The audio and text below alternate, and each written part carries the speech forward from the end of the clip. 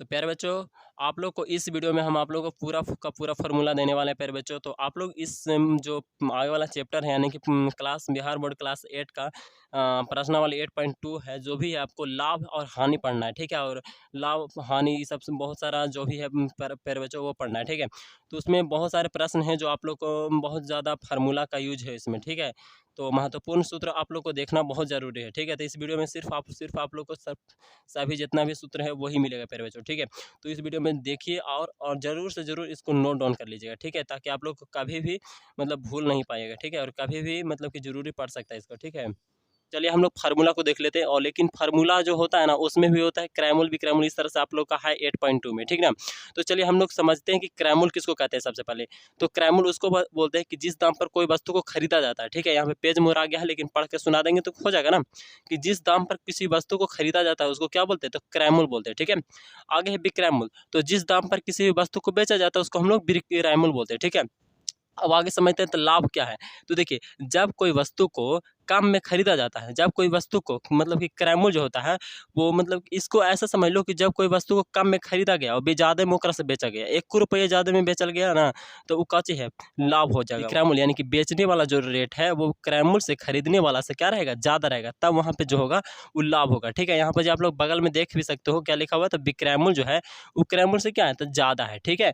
आप लोग समझ रहे हो। हानि, हानि में यानी कि देखिए जब खरीदता है ना, उसको मतलब कि ज़्यादा रेट में खरीद लिया और बेचा ओकरा से कम में, तो वहाँ पे हम लोग का हानि हो जाता है, यानी कि लॉस या तो घाटा हो जाता है, ठीक है। तो यहाँ पर जी हानि यानी कि जब क्रैमूल जो होगा विक्रैमूल से क्या रहेगा, तो ज़्यादा हो जाएगा, ठीक है। यानी कि दोनों ज़्यादा है, विक्रैमूल जब ज़्यादा रहेगा और क्रैमूल कम रहेगा तो वहाँ पे फायदा होता है, यानी कि लाभ होगा। और जब हमारा क्रैमूल ज़्यादा रहेगा विक्रैमूल कम रहेगा तो वहाँ पे हमारा घाटा हो जाएगा, ठीक है। तो लाभ वाला में विक्रैमूल ज़्यादा रहता है और हानि वाला में क्रैमूल ज़्यादा रहता है। याद हो गया होगा कि लाभ वाला में विक्रैमूल ज़्यादा और हानि वाला में क्रैमूल ज़्यादा, ठीक है। तो इस तरह से हम लोग समझ लिए लाभ क्या होता है, हानि क्या होता है, क्रैमूल क्या होता है, विक्रैमूल क्या होता है। आप समझते हैं थोड़ा सा कि यहाँ पे बट्टा किसको बोलते हैं, ठीक है। तो बट्टा बट्टा उसको बोलते हैं ना कि अंकित मूल्य, जैसे कि आप लोग मतलब कि जाते हैं दुकान उकान में तो कहीं पे कोई चीज़ पर छूट उट मिलता रहता है कि है ना, इतना रुपया का है रेट लेकिन उस पर इतना रुपया का छूट है, तो उसी को बोलते हैं बट्टा, ठीक है। तो चलिए, और बिक्री कर क्या है, तो बिक्री कर एक तरह से बोल सकते हैं जीएसटी के रूप में, या सरकार इस पर टैक्स लेता है, ठीक है। तो हम लोग जो कोई चीज़ जो खरीदते हैं ना, तो उस पर लिखा रहता है इतना बिक्री कर या जीएसटी, इस तरह से, ठीक है। यानी कि सरकार उस पर उस वस्तु पर क्या ले रहा है, पैसा ले रहा है, लेकिन उसको हम लोग अलग से नहीं देते हैं, बल्कि जो दाम होता है उसी में उसको जोड़ लिया जाता है, ठीक है। तो चलिए इसको भी आप लोग समझ लिए होंगे। अब यहाँ पे महत्वपूर्ण फार्मूला को समझिए। तो लाभ बराबर जो सूत्र होता है वो विक्रैमूल माइनस क्रैमूल होता है, याद रहेगा कि नहीं रहेगा। लाभ बराबर क्या होगा, तब विक्रैमूल माइनस क्रैमूल। हानि बराबर क्या होगा, तक इकर उल्टा क्रैमूल माइनस विक्रैमूल, ठीक है। तो लाभ बराबर समझ लिए कि विक्रैमूल माइनस क्रैमूल, हानि बराबर समझ लिए क्रैमूल माइनस विक्रैमूल। अब लागत मूल्य निकालने के लिए क्या सूत्र होगा, तो लागत मूल्य निकालने के लिए सूत्र होता है कि क्रैमूल प्लस में उनका, देखिए लागत मूल्य आखिर कहते किसको है ना। लागत मूल्य को निकालने के लिए सूत्र होता है क्रैमूल और प्लस में ऊपरी पर मतलब खर्च। जैसे कि अगर मान लीजिए कि हम एगो साइकिल खरीदते हैं, एक पुराना मतलब कि एक साइकिल खरीद लिए, ठीक है। अब उसको हम लोग 1200 में खरीदते हैं, ओकर पर अब बनावे में हम लोग 300-400 और खर्चा कर दिए, ठीक है। तो वो हो गया ऊपरी खर्चा, ठीक है। या कोई भी सामान आप कहीं पे खरीद लिए, अब उसको आपको घरे लाना है तो ओकरा में पैसा लगेगा ना लाने ले जाने में, तो वही हो गया ऊपरी के खर्चा, ऊपरे से खर्चा, ठीक है।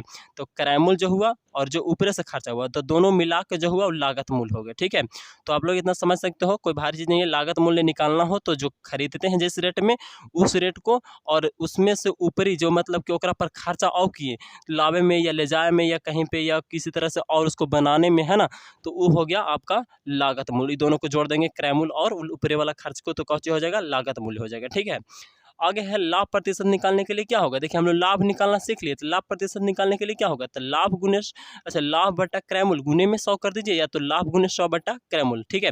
तो लाभ प्रतिशत बराबर लाभ बटा क्रैमूल और गुने में 100, ठीक है।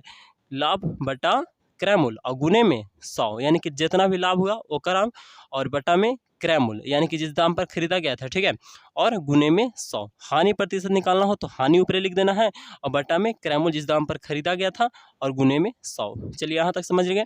अब यहाँ पे है विक्रैमूल बराबर, ठीक है। क्या लिखा हुआ है, विक्रैमूल बराबर, तो अंकित मूल्य यानी कि जिस जिस मूल्य पर लिखा हुआ बटा यानी कि छूट मिला तो ओकरा हम लोग विक्रय मूल्य, जैसे कि कोई वस्तु खरीद रहे हैं, ठीक है, तो जो देखिए अंकित मूल्य लिखा रहता है ना, लिखा रहता है और फिर ओकरा पर छूट मिला तो ओकरा घटावेंगे तबे ना।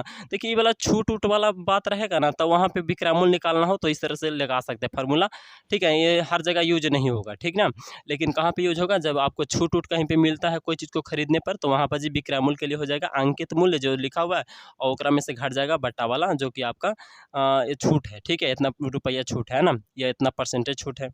अब लाभ की स्थिति में, लाभ जब हो रहा है, फायदा जब हो रहा है, तो ओकरा स्थिति में विक्रय मूल्य निकालने के लिए क्या फार्मूला होता है, ठीक है। तो जब लाभ हो रहा है और विक्रय मूल्य आपका निकालना हो तो क्या क्या देले रहेगा, तो क्रय मूल्य देले रहेगा और लाभ प्रतिशत आपका देले रहेगा, और लाभ परसेंट और क्रय मूल्य एक तरह से आपका दिया हुआ रहेगा। तो आपको विक्रय मूल्य निकालने के लिए सूत्र होता है लाभ की स्थिति में क्रय मूल्य इंटू 100 प्लस लाभ परसेंट बटा में 100। अब यहाँ पे है क्रय मूल्य बराबर, तो क्रय मूल्य बराबर सूत्र क्या होता है, तो लाभ हो रहा है तो देखिए विक्रय मूल्य बराबर अभी बताएं कि लाभ हो रहा है और विक्रय मूल्य निकालना हो तो क्रय मूल्य इंटू 100 प्लस लाभ बटा में 100, ठीक है। अब यहाँ पे क्रय मूल्य निकालना हो आपको लाभ जब हो रहा है तब, तो सूत्र लगाएंगे कि विक्रय मूल्य गुने 100 बटा में 100 प्लस लाभ परसेंट, यानी कि कितना परसेंट लाभ हो रहा है उसको नीचे जोड़ देना है, ठीक है।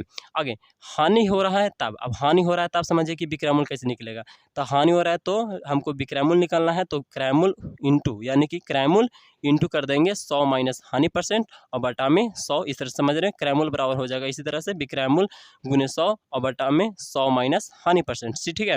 तो आप लोग समझ सकते हो और इसको नोट डाउन कर लीजिए, आप लोग 2-3 बार देखिएगा तो हो जाएगा, ठीक है। अब यहाँ पे लाभ की स्थिति में, लाभ की स्थिति में विक्रय मूल्य बराबर, तो लाभ की स्थिति में विक्रय मूल्य बराबर हो जाएगा क्या, क्रय मूल्य प्लस में लाभ हो जाएगा, और क्रय मूल्य बराबर हो जाएगा विक्रय मूल्य माइनस में लाभ हो जाएगा, ठीक है।